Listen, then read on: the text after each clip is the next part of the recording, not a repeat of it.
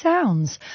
Right, the Euros are all over. We're still talking about it, but they are all over. Excuse me. But there's loads more sport around the corner with the Olympics starting in Paris next week. The end of next week is when it all begins. But the build-up starts today with an 8-day bike ride from a BBC Sport and Sport England team. Riders will travel from Manchester to Paris, and Katie Smith is at the Velodrome in Manchester for us before it all begins. What's going on, Katie? Morning. Well, there's torrential rain outside, so I don't feel particularly sad about the fact that I'm not doing the cycle race. But do you remember last time we were here? It was back in April, May time, 100 days to go. You were cycling round the track here on the Velodrome, and now we're a week and a half away. So what we are expecting over the next couple of hours is lots of people arriving. We're going to be talking about climate change, about sustainability, about sport's role within that. We've got some of our BBC Sport team getting involved in this cycle, which is over 500 miles. We've got Chris Boardman, who we're going to speak to later on the programme. He's cycling the whole route. He's going to be joined at times by top sports stars, the likes of Dame Sarah Storey, Catherine Granger. We've got Mike Tyndall and James Haskell on a tandem as well. And the idea is, as they go across the country, as they hit the French capital, is to highlight inspirational initiatives across sport that are happening already to tackle climate change, but also to nail down pledges from local community clubs and federations about what they could be doing better. And I'm joined now here trackside by John Dutton, CEO of British Cycling, Stephen Park, Performance Director. So to both of you then I say, isn't it completely surreal that we're now a week and a half away? Last time we were talking, John, it was, it felt like the Olympics still had a bit of time to give us. It certainly did. Good morning, Katie. The excitement's palpable. Just days away. The squad selected. It's just so exciting and so much to look forward to over the next few weeks. And Stephen, it's been a bit of a tricky one for British cycling over the last few weeks. We had that horrible news about Katie Archibald, that kind of freak accident, broke her leg. So there have had to be some last-minute changes for you guys as well. Yeah, they have, which has been terribly disappointing for Katie and for some of her teammates. I mean, we're very fortunate that we've got some fantastic depth of talent, however, across the disciplines. Actually, the riders have all taken it incredibly well. It has meant that we've had to have some changes in the lineup really last minute, which is really not what we want to do. But Katie's in good form. It's disappointing for her that she's not going to be able to go and chase those medals down, but she's been well looked after at the moment. And I was actually in Derby with her colleagues yesterday. The training there is going very well, and there's absolutely no doubt that they are stepping up and going to be filling those shoes that she's left, and we'll have a great performance, I'm sure, when we get there. Now, first big question to you both. John, why are you not doing Pedal to Paris? Come on, this should be right up your alley. It should be. Just looking at the rain outside, Katie, I'm actually quite glad I'm not doing it. But Chris is a really inspiration, isn't he? And what Chris is doing in really promoting the conversation about sustainability before the Olympics is something that we should really get behind and support. And actually, the fact that it is raining outside kind of lends itself into this conversation that, we're mid-July, John, and we've got extreme weather all over the place. This is part of what Chris Boardman's trying to highlight, and particularly in cycling, a sport that, apart from here in the Velodrome, a lot of it is taking place outside. You've got elite athletes, you've got amateur athletes who are struggling to deal with these changeable conditions. Absolutely, Katie, and that's why what Chris is doing is important. We want to show leadership at British Cycling. Cycling per se is such a sustainable sport, but then when you add competing in international competition, events, there's almost a juxtaposition there. So we want to find a solution and be part of that solution. And just, we launched our sustainability strategy. We took some time to do that. We've got an ambitious net zero target. But what we're going to see in the Olympics should just prompt that conversation and make us all think really hard about the decisions that we make. Because one of the things Sport England now want to do is it's like a mandatory part of what sporting federations are putting together to get their funding, is to now actually be pledging specific climate change, initiatives within the sport.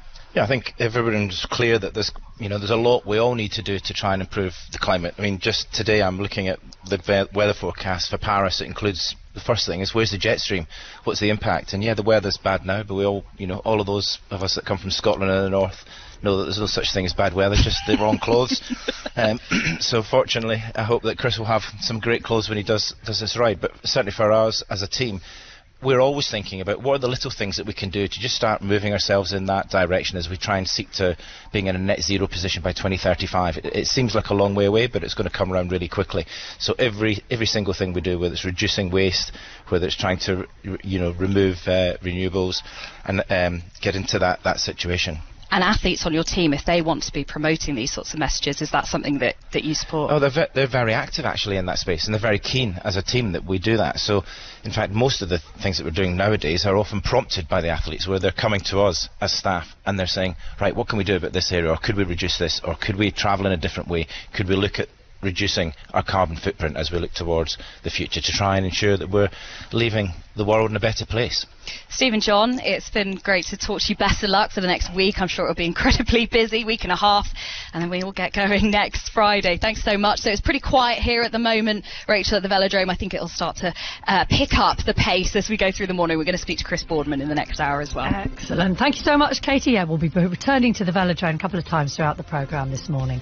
Coming up on the show, we've got more on the government's review of our armed forces, and we'll be looking at whether we are ready for any future conflicts. The Euros are over, you might have noticed, but we're talking about Southgate's future. If he does go, who should replace the man? And we're getting excited about the Olympics, as I say, live at the Velodrome throughout the day with some of Team GB's medal hopefuls. The voice of the UK. This is 5 Live Breakfast. Good morning, it's 7 o'clock and the headlines this morning. The government has announced a review of the armed forces to look at the threats the UK faces. It will be led by the former NATO Secretary-General Lord Robertson, who has warned of what he calls the deadly quartet of China, Russia, Iran and North Korea. Dr. Alexander Gilder is Associate Professor of International Law and Security at the University of Reading. He told us cyber threats are also an issue.